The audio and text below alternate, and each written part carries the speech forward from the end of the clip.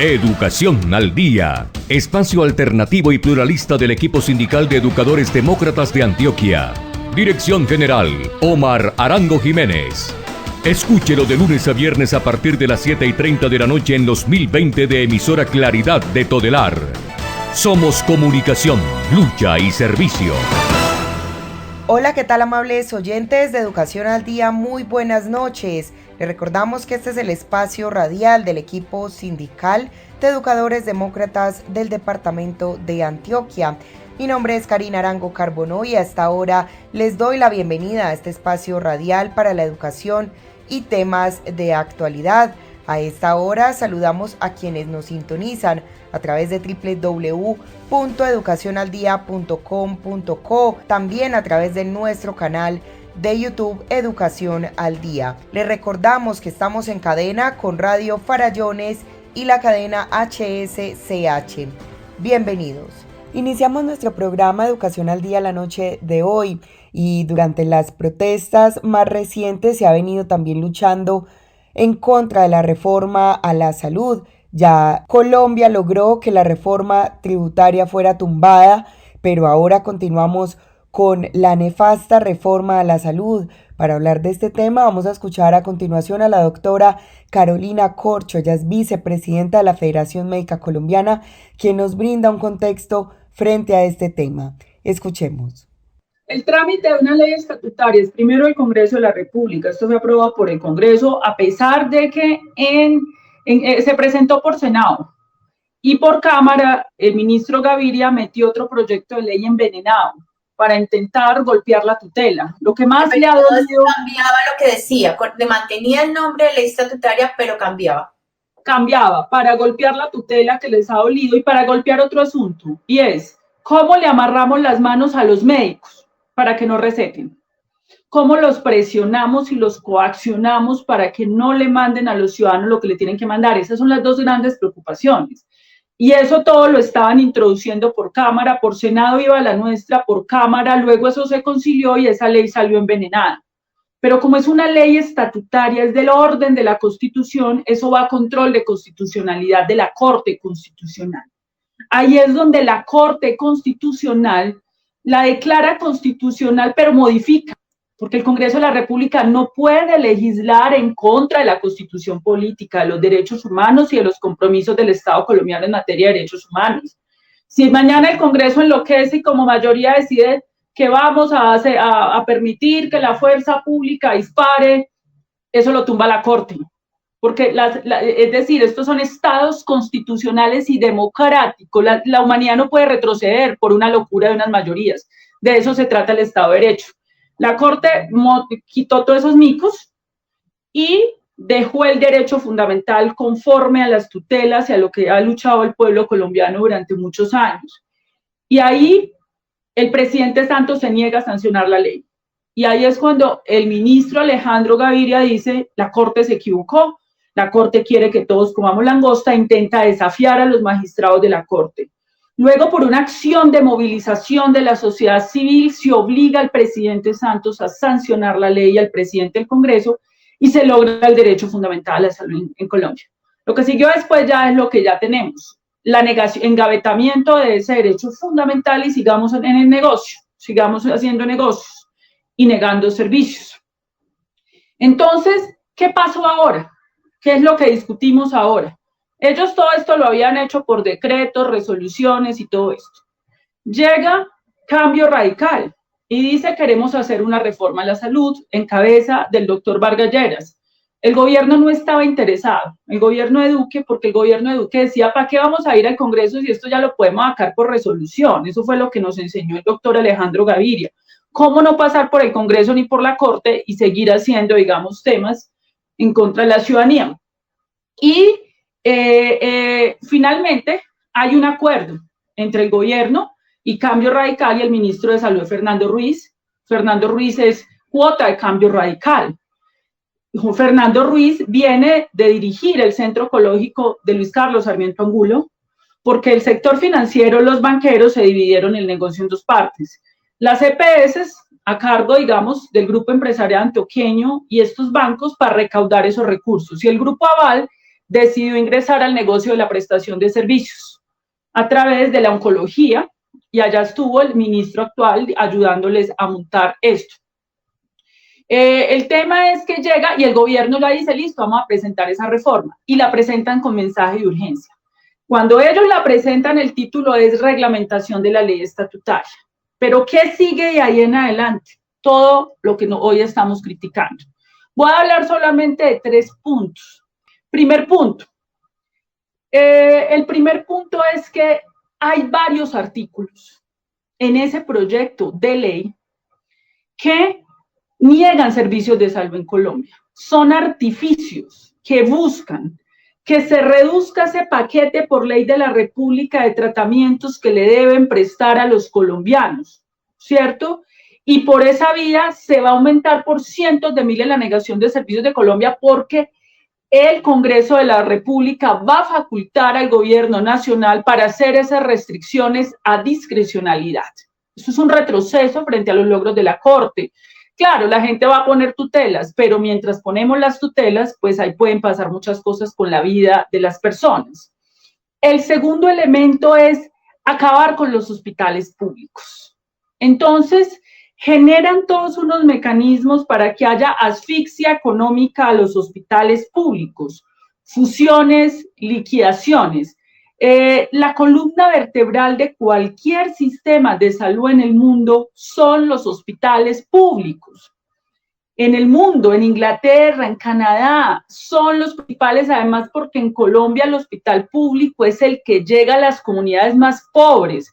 Este es un país con 60% de pobreza y vulnerabilidad. La Fundación Santa Fe de Bogotá no se va a ir para el Amazonas, ni para el Chocó. Allá solo llega el hospital público. Entonces, en ese sentido, hay una asfixia y liquidación de estos hospitales para entregarlos en una figura, escuchen bien, que se llama alianzas público-privadas, porque ellos dicen allí, y esto les suena muy bonito a la gente, pero ya les voy a explicar la trampa, que ellos van a utilizar alianzas público-privadas para construir hospitales en el Amazonas, en el Guainía.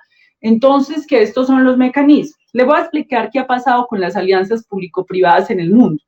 Las alianzas público-privadas en el Reino Unido, que fue el que empezó con esto, se trataba de que el Estado ponía la plata y los privados construían el hospital.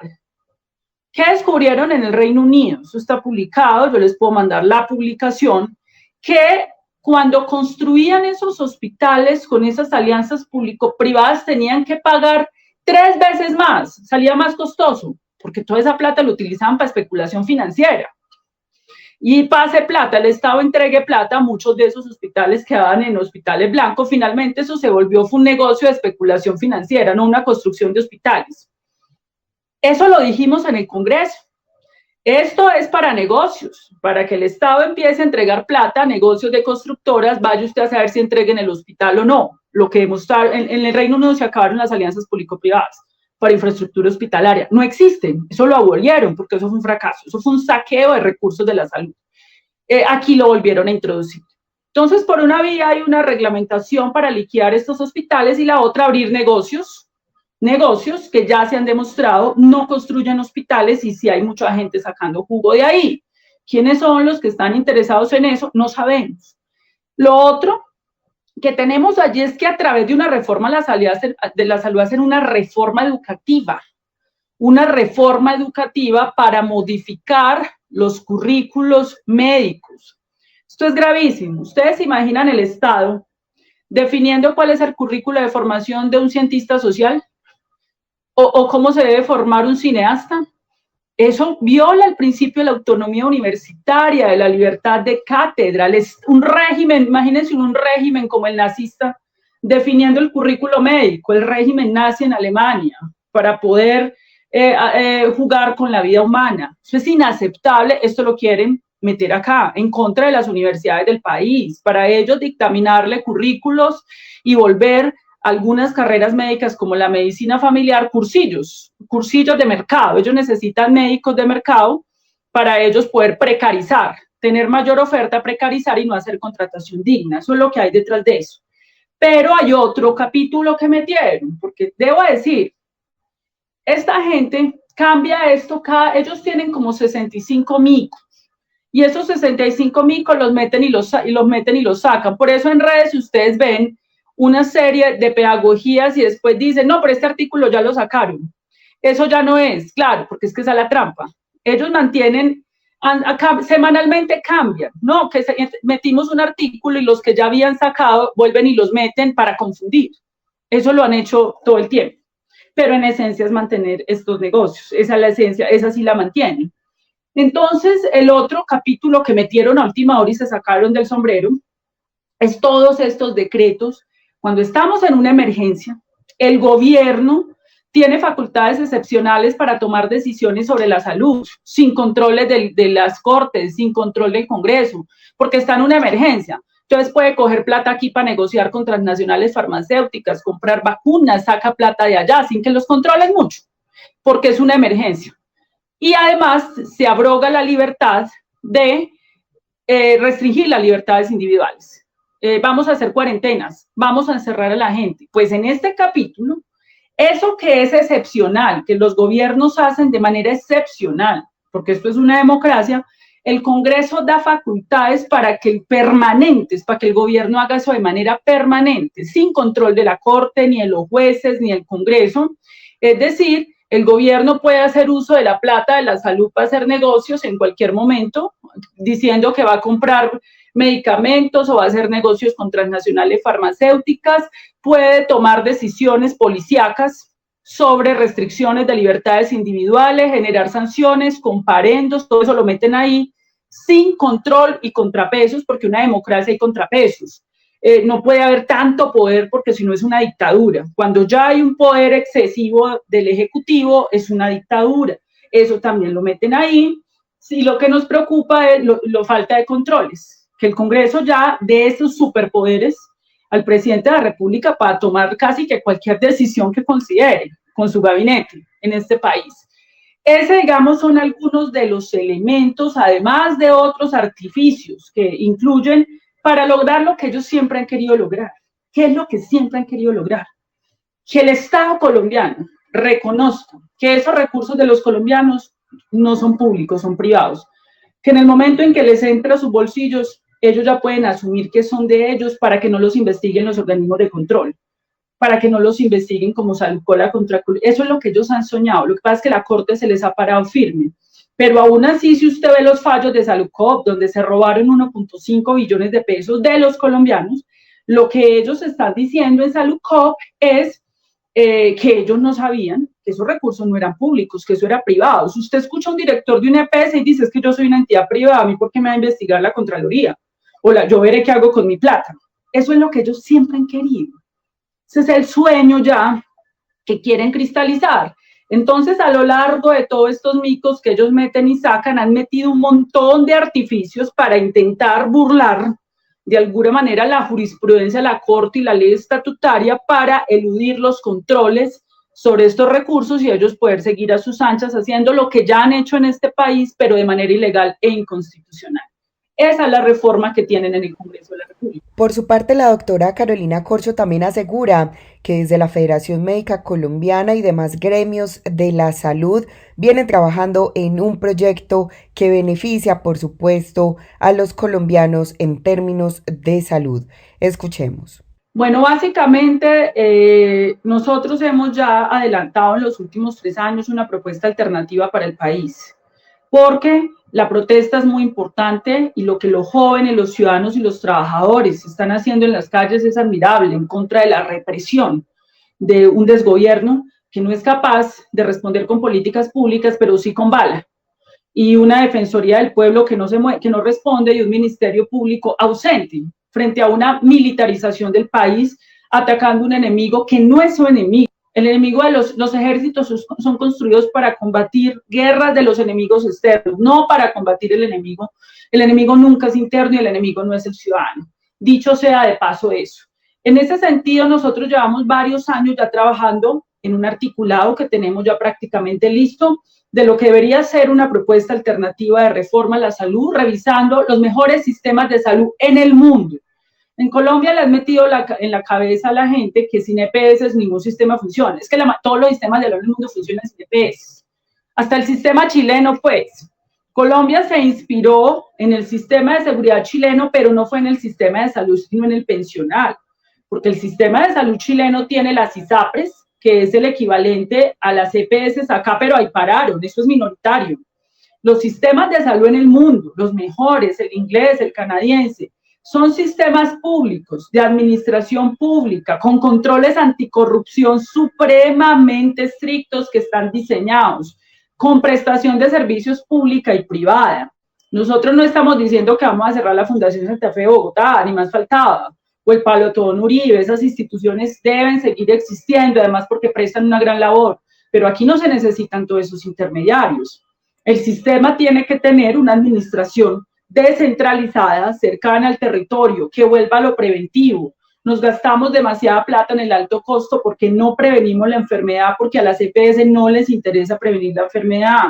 No lo hacen y no lo han hecho, y eso es una de las razones por las cuales tenemos las mortalidades más altas del mundo por el COVID, por haberle entregado a las EPS la vacunación y las pruebas, ahí están los resultados. Entonces, es un sistema público descentralizado de administración pública con fuertes controles anticorrupción, con una prestación mixta público-privada, con un flujo de recursos directo hacia los que hacen el trabajo de la salud, que son las clínicas, los hospitales, los trabajadores y todo lo que se requiere, las tecnologías e insumos para atender la vida de manera expedita y directa, sin que haya metida tanta gente allí en la mitad extrayendo renta de asuntos que no han trabajado, que no lo han trabajado. Esa es una propuesta que nosotros ya tenemos pues muy detallada, que próximamente en su momento presentaremos al país. Exigimos el retiro de la reforma a la salud y de los proyectos que atentan contra los derechos de los colombianos. Negociación del pliego nacional estatal y del pliego de peticiones del magisterio ya. Por el respeto de los derechos humanos, por la vida, la paz y la democracia, el paro nacional continúa. Unidos vamos con FECODE. Amigos, ¿qué tal? Les habla Luis Guillermo Troya, comunicador social y periodista.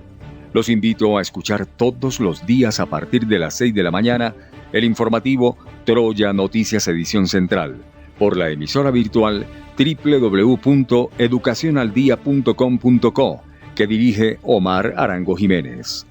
Originamos desde Bogotá la cadena radial hsch.com y troyanoticias.com. Los esperamos. Troya Noticias, el poder de la credibilidad. Y continuamos con más información aquí en nuestro programa Educación al Día, y se realizó un importante panel desde la Asociación de Institutores de Antioquia, ADIDA, en conjunto con FECODE, sobre los derechos humanos relacionados con el paro nacional y el conflicto laboral. Vamos a continuación a escuchar la intervención de Marta Alfonso, ejecutiva de FECODE, quien habla a propósito de las violentas jornadas de movilización que hemos tenido en nuestro país en los más recientes días. Escuchemos. Quiero expresar que nosotros convocamos a nivel nacional a un paro el 28 de abril, al Comité Nacional de Paro, del cual hace parte FECODE, todas las centrales y organizaciones. Este paro tenía por objeto un blanco específico, que era la reforma tributaria, reforma que nos venía afectando, en la anterior ya nos venía afectando, y esta se sumaba a esa situación. En ese sentido, habían otras reivindicaciones, porque es que la reforma tributaria como tal no solo le daba facultades excepcionales al presidente, sino que a su lado estaba aunado el debate que hay de lo de austeridad, órdenes dadas por Uribe, y a lo cual se sacó un decreto, y el decreto lo que plantea es no subir salarios durante 5 años, que eso significa congelamiento del escalafón, significa nada de nivelación ni de bonificaciones. Y ante esta situación, nosotros hicimos un trabajo muy fuerte centrando en esto, pero obviamente también viene un debate porque hay un hueco fiscal, y ese hueco fiscal hace que ellos quieran hoy solucionarlo con esta reforma tributaria, cuando el hueco se ha venido creciendo año tras año por todas las reformas tributarias que han habido, que han centrado en exenciones tributarias, que es darles favorecimiento supuestamente a las grandes empresas porque son las que generan empleo y porque supuestamente son las que hacen inversión. Pero según la misma Contraloría y el estudio que se hizo, todas estas decisiones tributarias no han generado empleo. No hay un instrumento que demuestre que haya generado empleo o que haya aumentado la inversión o el desarrollo, sino que por lo contrario se han concentrado en el sector financiero, en la industria, en algunos sectores, en el comercio, pero principalmente en el sector financiero, casi el 70% de decisiones tributarias. Entonces, todos los colombianos nos vemos abocados a pagar el 4x1000, a pagar el manejo de tarjeta, el manejo de cuentas, pero al mismo tiempo nos toca pagar unos impuestos altísimos y a ellos los exoneran de pagar impuestos. Entonces, obviamente había indignación, nosotros tenemos un pliego radicado que no se ha atendido y que si se atiende, seguramente nos van a decir que no hay plata. Toda esta indignación estaba ahí, el desempleo, el mal manejo de la pandemia, la pobreza exacerbada, que hace que el día que salimos a manifestar, como nos pasó el 21 de noviembre de 2018, la movilización fue impresionante a nivel nacional y esta vez se movieron absolutamente todos los municipios del país, así fuera unos con cosas pequeñas, otros con cosas monumentales. Pero obviamente la gente decidió continuar en las calles porque la gente apostó conscientemente no solo a sentar una voz de protesta, sino a tumbar la reforma tributaria. Y es allí donde se genera una movilización que no ha parado. Sé que para nosotros que estamos acostumbrados como a un tipo de funcionamiento como que nos coge por fuera y nos ha tocado responder al momento y por eso FECODE se suma a este paro que hoy suma el debate de la salud. Entonces que ya retiraron la reforma tributaria. No, la reforma tributaria como tal se está pidiendo que se retire el proyecto, pero se llamaron a los mismos que le hicieron para ver cómo se piensa. No se llamó al movimiento social. Esto genera más indignación. Está la ley de salud y además de eso está el debate que ha habido de que no se ha negociado ni siquiera el pliego de emergencias, el manejo de la pandemia, los recortes y sobre todo porque tienen que tumbar la anterior reforma tributaria porque fue la que más excepciones controló y generó el gasto fiscal. Pero a esto le suman el tratamiento que le han dado a la protesta, que es un tratamiento de guerra y que hoy es una consigna de exigir que se restituyan las libertades democráticas. Frente a las circunstancias que se han presentado en algunas instituciones educativas en las cuales los docentes han recibido amenazas por participar en estos paros y por atender al llamado de la Asociación Sindical y de FECODE, Marta Alfonso, segunda vicepresidenta de FECODE, también se pronuncia. Primero, protestar es un derecho. Uno no necesita permiso, ni una circular, ni nada de eso. Obviamente, nosotros los que estamos sindicalizados tenemos un fuero sindical que nos ha acogido para muchas cosas. Eso no significa que no haya habido sanciones o represalias. Entonces, por ejemplo, ayer circuló un supuesto audio de la Secretaría de Educación de Medellín, donde decían que el que se fuera, que lo iban a reportar, ausentismo, mejor dicho, lo echaban, etcétera, y el miedo instalado. Se habló esta mañana porque claramente, primero, ellos no pueden decir, es que ustedes tienen que decretar así o así el paro, porque además el audio decía que el paro no estaba decretado como tal. Y entonces, en ese audio, primero decía un poco de falencias que no son, porque es que la autonomía sindical es la que hace que nosotros decretemos o definamos un paro. Y por el otro lado, se habló, el delegado ahí a esa mesa habló, el compañero Jesús, y directamente con el jefe de recursos humanos. ¿Y qué dice él? Dice, no, yo no he llamado a reportar, o sea, es el miedo instalado que meten algunos rectores y algunos jefes de núcleo, incluso usando el nombre de otros. Entonces, aclararle a la gente que esto no es así. Segundo, frente a salir a protestar están los dos miedos, el del COVID. Sí, hoy todos decimos, el mal menor tristemente es el COVID. ¿Por qué? Porque es que quien entra a violentar los derechos y nos obliga a salir a las calles es precisamente el gobierno nacional. Y esto pasa porque presentar una reforma tributaria en medio de esta situación tan crítica y una reforma que se recarga sobre los pobres es violentar el derecho humano a la vida, a la sobrevivencia, es, digamos, reventar económicamente a las poblaciones. Ante esta situación, ¿qué planteamos nosotros? pues obviamente salir a la calle. Nosotros tenemos derecho a la protesta, y más cuando se están generando situaciones tan injustas. Obviamente hemos llamado a la gente a que tenga protocolos de bioseguridad, a que tenga su tapabocas, a que no utilice bruselas, no utilice, o sea, pitos, cosas que generen expansión, irrigación, que utilice el alcohol, que mantenga el distanciamiento, que no se vaya a reunir a sitios cerrados, todo eso. Y el otro debate es el autocuidado en las marchas. Pero es que quien ha agredido a las marchas y quien las ha levantado es el gobierno. De las 31 víctimas que se reportan en este momento, 31.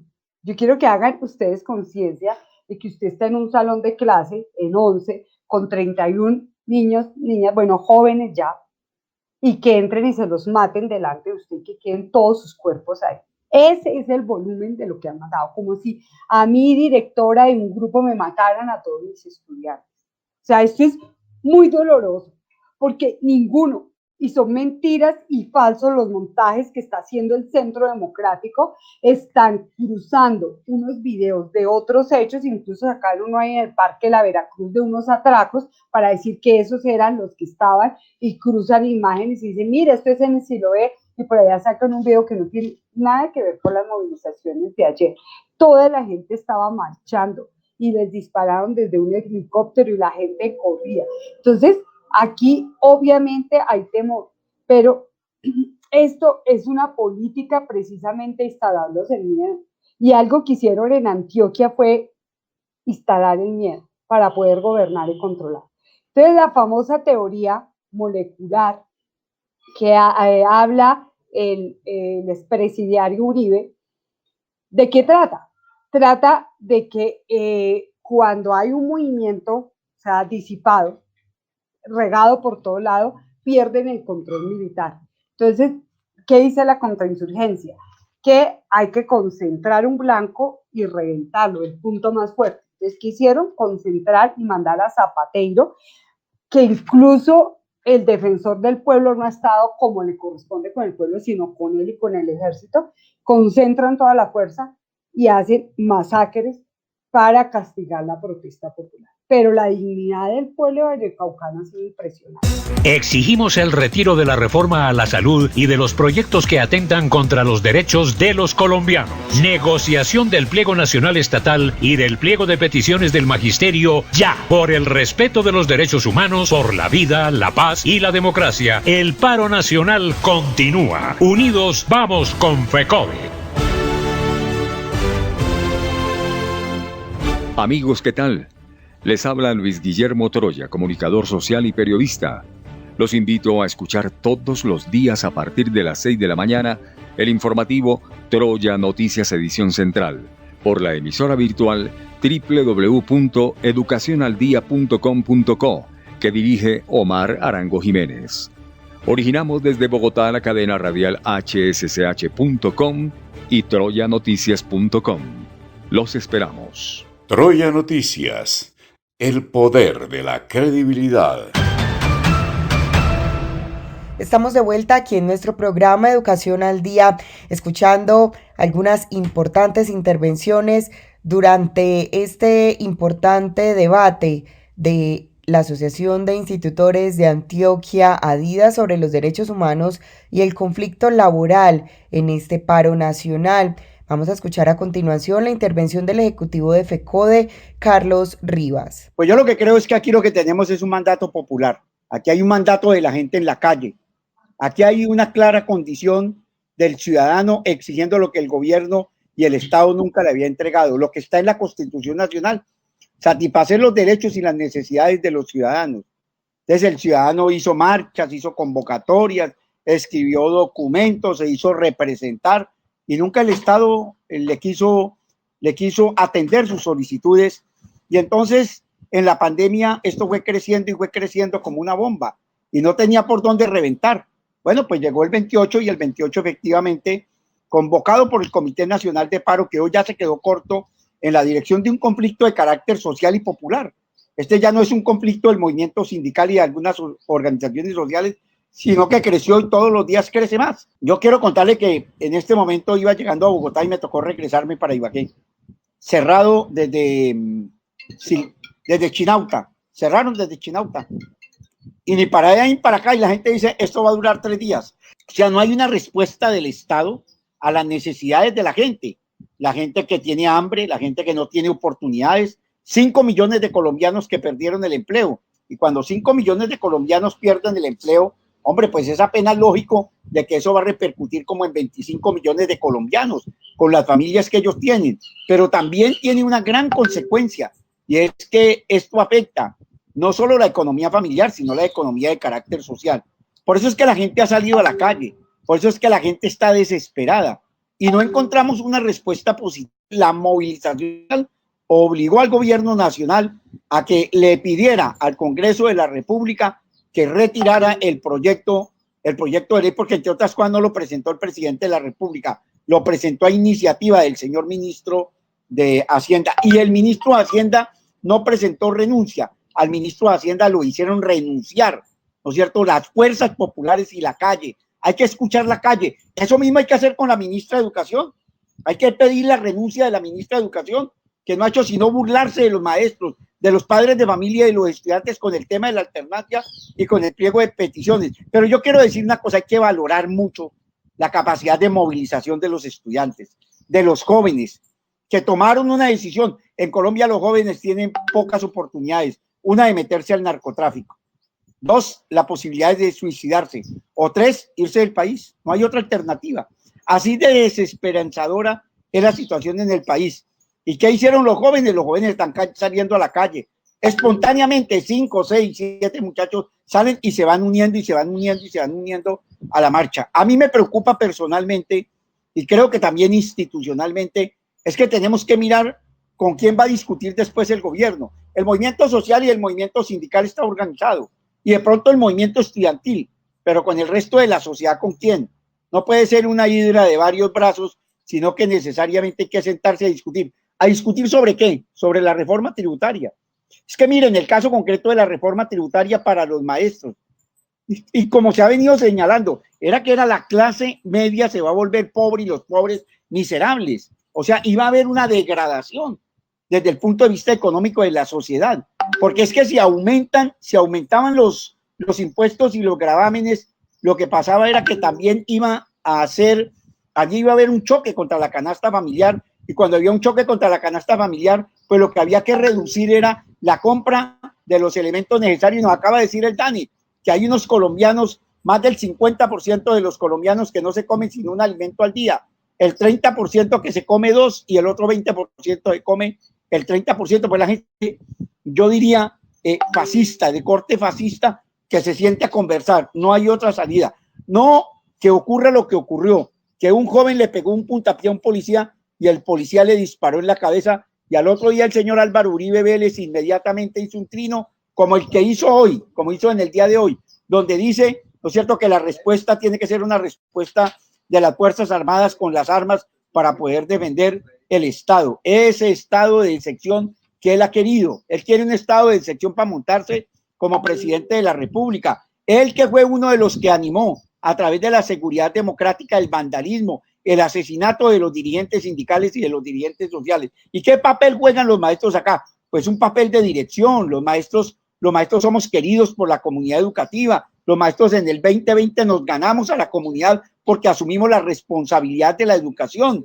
Entonces, ¿qué es lo que hay que plantear? Violación a los derechos humanos, desde luego, y mucho más en este momento, mucho más en este momento. En este momento hay una violación de los derechos humanos flagrante. No es que a usted lo cogen a la mansalva y lo matan por allá en la noche, o lo buscan dónde encontrárselo, sino que están disparando de frente a la movilización, y eso es muy peligroso desde el punto de vista político. Y lo otro, aquí hay una cosa, es protesta o militarización, ¿no es cierto? Proteste que le vamos a militarizar las ciudades.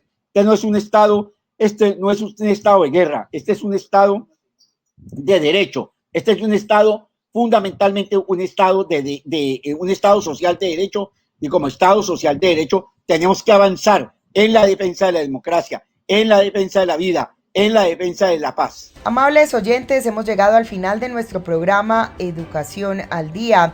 Les recordamos que este es el espacio radial del equipo sindical de educadores demócratas del departamento de Antioquia. Les recuerdo que soy Karina Arango Carbonó y agradecemos a todos por su sintonía. Les recordamos que nos pueden escuchar de lunes a viernes a través de www.educacionaldia.com.co de 7:30 de la noche a 8:30. También pueden sintonizarnos a través de nuestro canal de YouTube. También estamos en cadena con Radio Farallones y la cadena HSCH. Feliz noche para todos. Educación al Día, espacio alternativo y pluralista del equipo sindical de educadores demócratas de Antioquia. Dirección General, Omar Arango Jiménez. Escúchelo de lunes a viernes a partir de las 7:30 de la noche en los 1020 de emisora Claridad de Todelar. Somos comunicación, lucha y servicio.